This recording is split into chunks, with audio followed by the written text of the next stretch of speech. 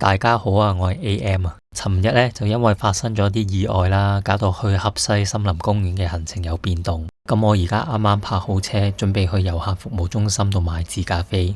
由泊車位嚟到呢度咧，要穿過一條地下嘅行人隧道先會嚟到嘅。嚟到呢個位置咧，前面已經係遊客服務中心啦。話時話，因為尋日間民宿唔包早餐，而且我都冇喺附近食，一起身就已經出發，而家都有啲肚餓。冇錯，今日嘅行程目的地呢，就係國家5A 級景區那拉提。好啦，事不宜遲，即刻入去買咗自駕飛先。不過驟眼望落去呢，今日好似都有唔少人，咁就沿住呢個正門入去睇下裏邊咩環境先。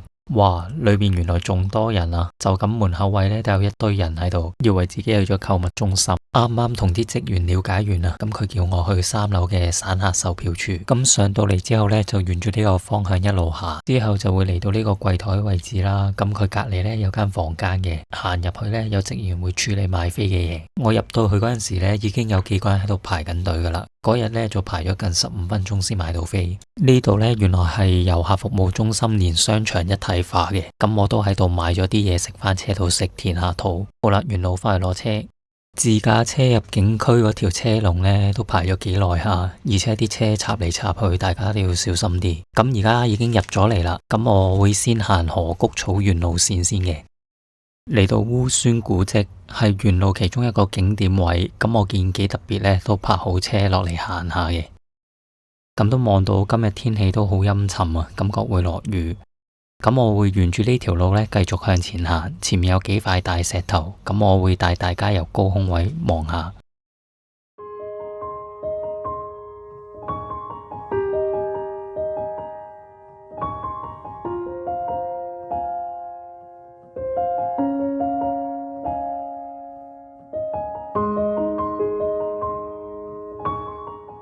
沿路呢都有唔少呢啲休息嘅帳篷位嘅。除此之外呢，都有感覺到佢係有花心思去設計埋周邊嘅園藝景觀嘅。話時話，如果之前喀拉峻大草原步行徑呢，沿路設置多啲呢啲咁嘅休息點呢，就非常好。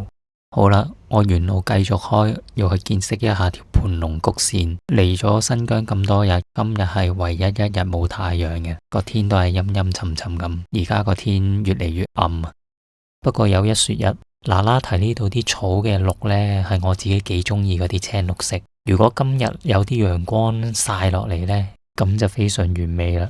好啦，而家呢就好快咁帶大家行下呢條盤龍谷線啦。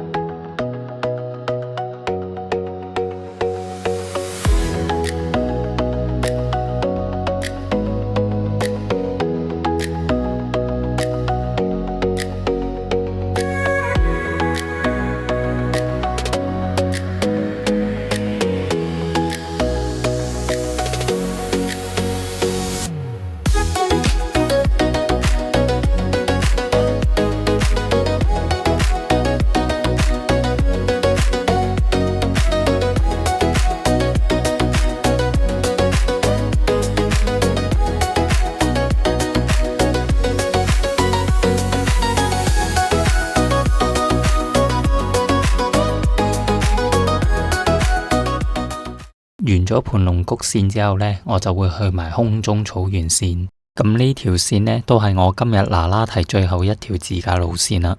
咁沿路呢，都見到相當多嘅自駕車往返。話咁快呢，就嚟到天空草原嘅一個觀光點啦。呢度呢，有提供洗手間，另外呢，有個觀景台呢，俾啲遊客去觀賞一下周邊嘅環境嘅。唔好話到咗呢個位呢，都有啲塞車啊，行行停停咁。咁由啱啱嗰個觀光點呢，繼續開呢，就會嚟到一大片草原嘅呢個位啦。咁當時我都停低咗睇下自己去咗邊度嘅。咁沿住呢條路呢，繼續開呢，就會到游牧人家。其實都見到啦，有啲人喺草原嗰度行嘅。不過呢，而家天氣陰陰地啊，感覺差啲氣氛。如果有少少陽光呢，我相信喺草原嗰度影相呢，效果會唔錯。跟住呢，開多陣就會嚟到呢個自駕停車場位置啦。咁呢度呢，應該係俾啲自駕人士停好車之後呢，去附近草原度影下相嘅。不過當日呢，有真係幾多自駕車停咗喺度嘅。不過驟眼望落去呢，呢個草原真係大到不得了啊！我相信總會揾到一個冇乜人嘅位置俾你喺度隨心所欲咁去影一輯靚靚嘅相。咁都望到指示牌標示咗啦，繼續向前開呢，就會到天神台。不過呢，我就咁望落去呢，大致我相信個景觀都差唔多噶啦。而且今日天色真係唔係太靚啊，所以呢，我決定喺呢個位呢，就掉頭回程啦。其實都唔知算係我好彩定唔好彩。之前都提過啦，呢邊啲人話新疆呢邊呢，成個月都冇落過雨。咁我就咁睇佢嘅天色呢，我估佢今日都好大機會落雨。咁今日那拉提嘅行程呢，就到呢度啦，我就會沿路返回，之後開出景區，接落嚟呢，就會出發去唐布拉。咁由景區呢度到唐布拉呢，仲要開多大約2個半鐘頭嘅車程。咁我都喺嗰邊租咗間民宿。到最後同大家一齊欣賞下我喺那拉提拍嘅航拍片啦，去片。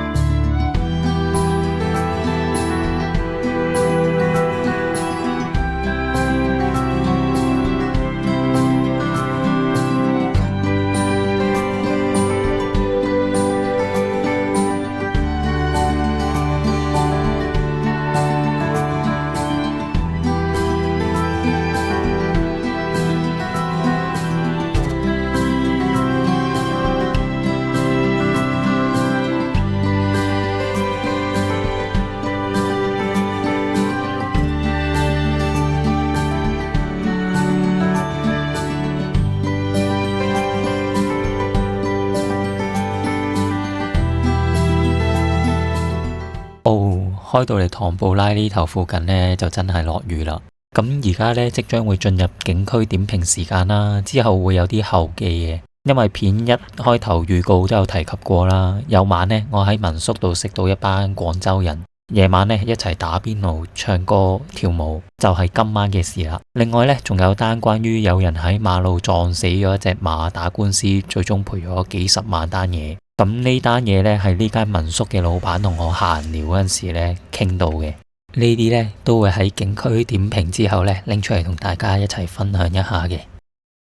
到景區點評時間一樣啦，我會以自駕票體驗之後呢，由5方面去點評一下嘅，分別係交通、景觀、體驗、設施、性價比。首先交通方面呢，我會俾3分。整趟自駕呢，除咗喺入景區之前同空中草原嗰段路比較多車，會行下塞下之外呢，其他都大致順暢嘅。而且佢啲臨時停車位同停車場呢，我覺得係足夠嘅，方便啲自駕人士呢隨時停車落車影下相。到景觀呢，我係會俾4.5分嘅。那拉提呢度呢，普遍都係一大片平原嘅草地啦，佢唔似喀拉峻草原咁起伏跌宕。所以呢，一眼望過去呢，視覺上呢真係唔錯嘅，而且佢算係我今趟新疆遊裏面呢，以草原嚟睇最靚嘅。因為我去嗰日呢，佢仲有好大面積嘅青綠色嘅草啊，望起上嚟呢，真係好舒服養眼嘅。有啲美中不足嘅係今日天氣陰陰地啦，如果有啲陽光照落草原度呢，真係一級棒啊！體驗方面呢，我會俾3.5分嘅。自駕上嚟呢，整體都係順暢同方便嘅。最有印象呢，就係盤龍谷路線啦，佢有啲似下塔景區最後出景區條蛇形路嘅自駕路線嘅。不過呢，那拉提呢度就變咗條龍，佢喺山上面嘅，轉嚟轉去，好啦，就認佢似條盤龍啦。設施方面呢，我會俾3.5分嘅。就如我正片都有提到啦，佢沿路呢都設置咗唔少帳篷嘅休息點，同時佢啲休息點嘅周圍呢都有花心思去設計啲園藝景觀嘅，而且都融入到周邊嘅環境，唔會有明顯嘅違和感。每段路呢都有設置唔少嘅景點啦，亦唔會話太耐車程先去到一個，我覺得係可以嘅。至於性價比呢，我會俾2.5分嘅。咁自駕票係200蚊位啦，可能旺季嗰陣時佢會收到300蚊一位嘅。不過呢，佢張票呢係48小時有效嘅，所以呢張票如果分2日玩呢，就會幾划算下嘅。但對於玩1日行程安排嘅人嚟講呢，就真係貴咗少少嘅。但那拉提草原呢，整體嚟講呢，都值得嚟下嘅。最後我個人體驗完那拉提之後呢，會俾3.4分嘅。好啦，接落嚟呢，就會到後記嘅部分啦。簡單咁講下啦，呢間民宿嘅主人呢係一位退伍軍人嚟嘅，好熱情，好好客嘅，而且佢話附近好多都係退伍軍人喺呢度落腳搞啲生意仔，有民宿有食肆嗰啲。咁喺我登記完入住之後呢，我就走咗去佢民宿呢個露天花園嗰度休息啦。咁休息下呢，之後老闆可能見到我一個人呢，就走埋嚟同我傾偈啦。咁傾偈途中呢，我話我自己一個人嚟新疆自駕遊，講下呢，就有提到呢邊馬路呢，間唔中呢都會有啲動物走出嚟馬路啦。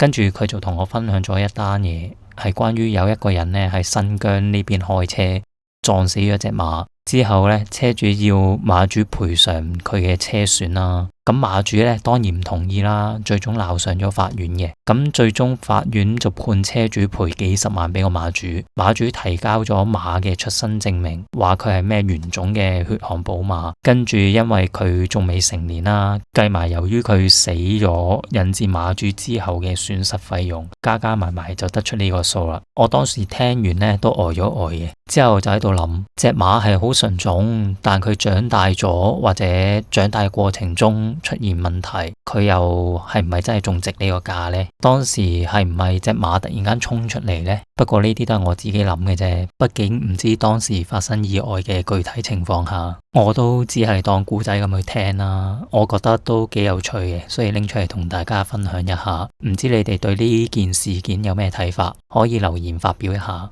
另外呢，就係當晚呢喺民宿認識到一班同樣嚟新疆自駕嘅廣州人啦。佢哋表示嚟到新疆呢，日日都食啲好重口味嘅嘢，真係搞唔掂。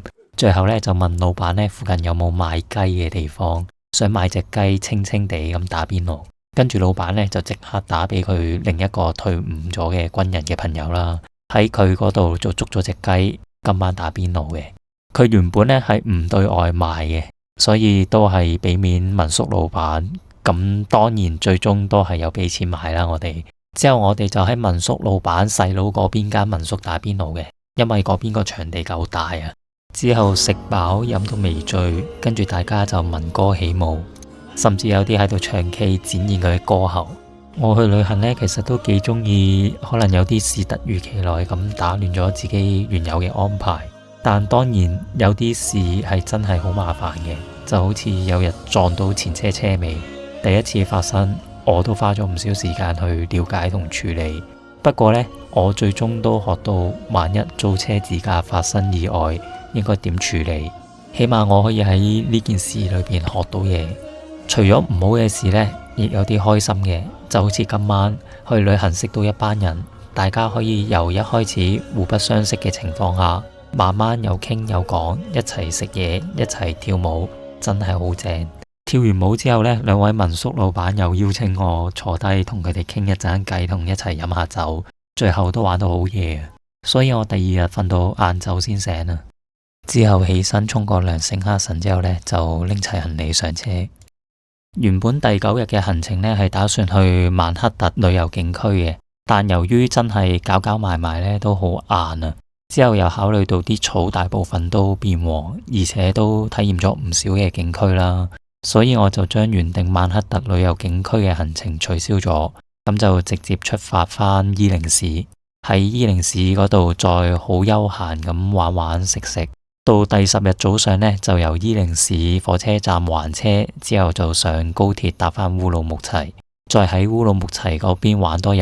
第11日早上呢，就出發去機場搭飛機返香港啦。咁今條片就到呢度啦。如果大家中意我今條片呢，就俾個 like 同埋 share 俾你覺得有興趣嘅朋友仔去支持一下我啦。最後記得 subscribe 同撳埋個鐘仔，下次一有新片就會第一時間通知你。